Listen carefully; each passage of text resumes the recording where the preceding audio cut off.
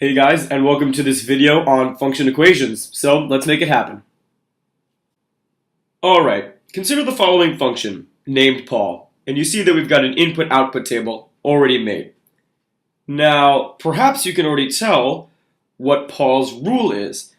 In this case, the rule is the output is equal to 6 times the input. Now, perhaps after looking at just the first input-output pair, maybe you thought that the rule was the output equals the input plus 15. But be careful. The rule has to work for all of the input-output pairs. It can't work for just one or just two. For instance, with just this input-output pair, here's a list of 10 different rules that would have worked. So, want to make sure that our rule works with every single input-output pair, and just goes to show how many different types of rules we're going to be working with this year.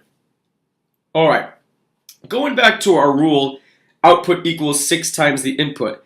Now, since our input and output can vary, and it's a little cumbersome to write out the actual word output and the word input every single time we want to talk about this rule, we tend to use variables and equations to represent these functions. So instead of writing output, we would put a variable here.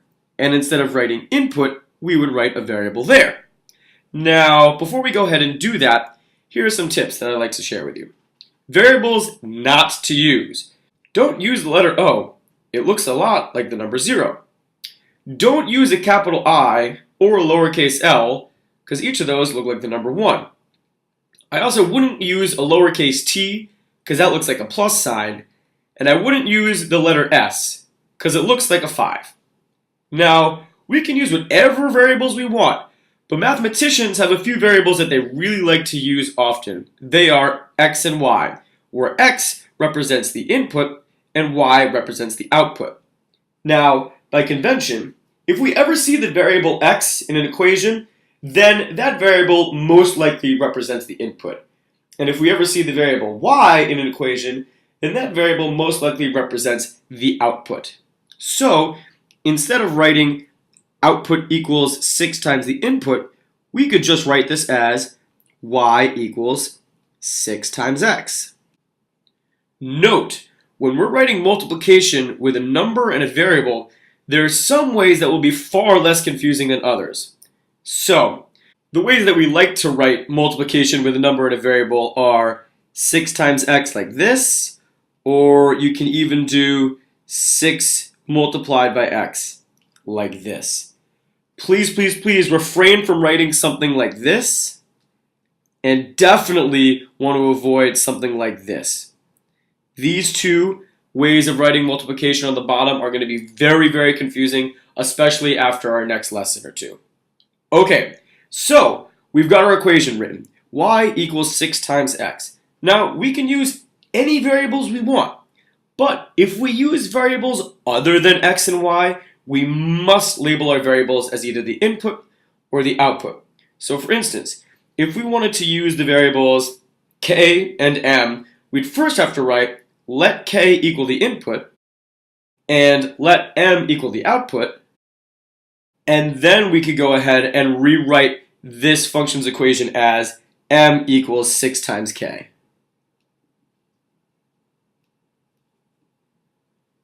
Alright, let's consider another function. This one's named Bill.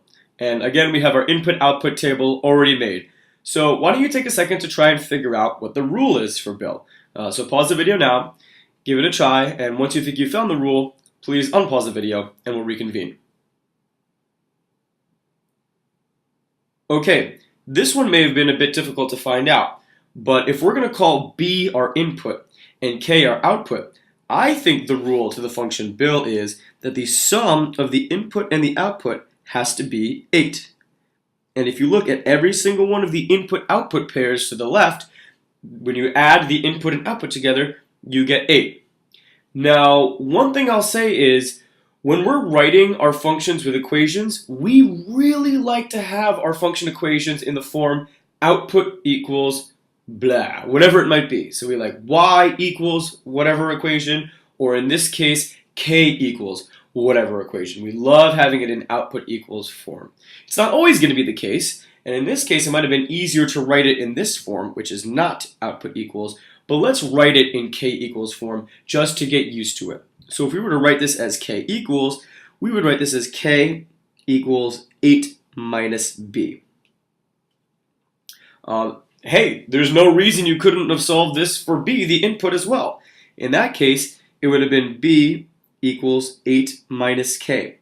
Just want to show that there are a lot of different ways to write the exact same function's equation, but we often like it in output equals form. Finding the equations that describe input-output pairs right now isn't really our main focus. More, we want to be able to handle function rules when they're given to us as equations. So for example, let's consider this function named Sarah, where we're going to let b represent our output and we're going to let a represent our input. And so we've got a nice output equals form of the equation, b equals negative 4 times a plus 7. And now the question is, if the input to this function were negative 6, what would the output be? Well, all we need to do is find our input variable, and we're going to rewrite our function's equation, substituting negative 6 for our input.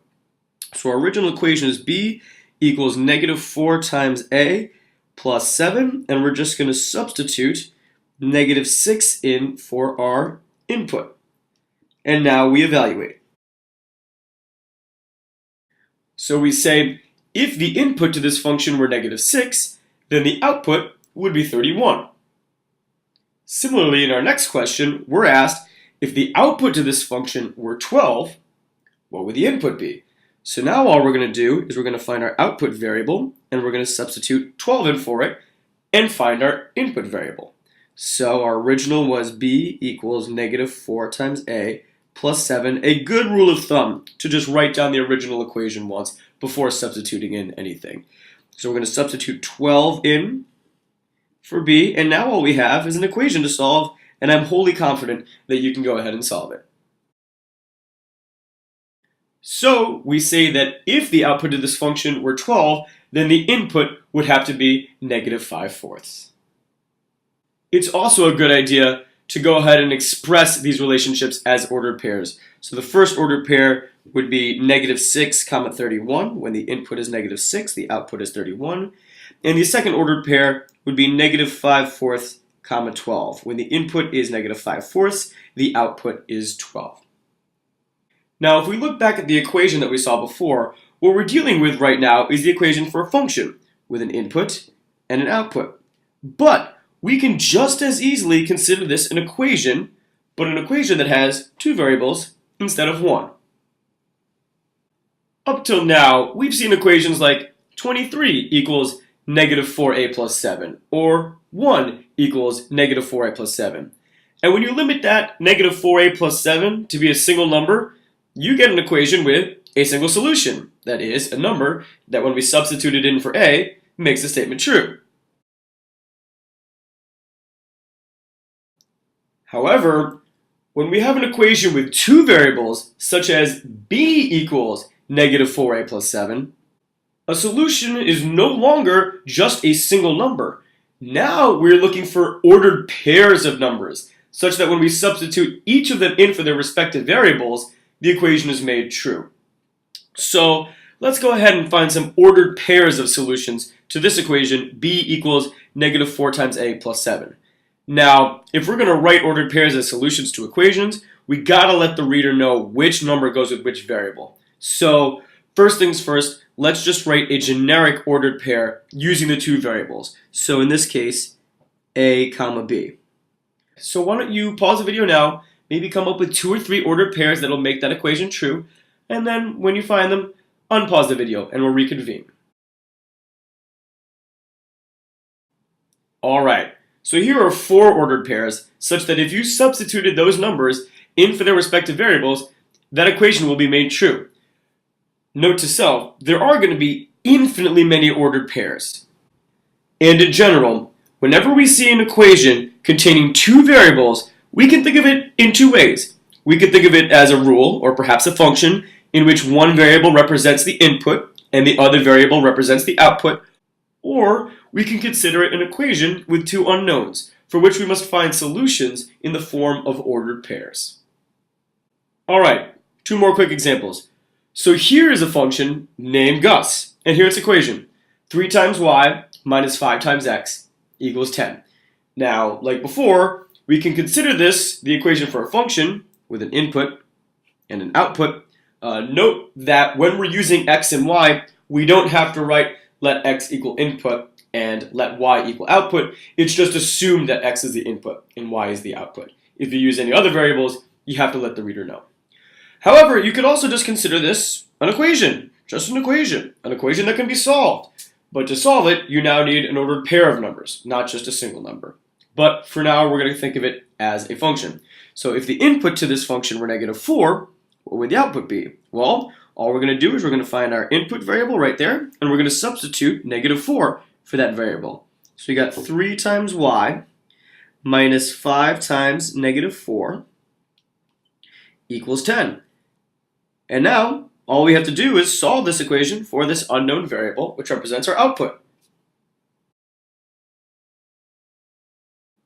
So, we see that when the input to this function is -4, the output is -10/3.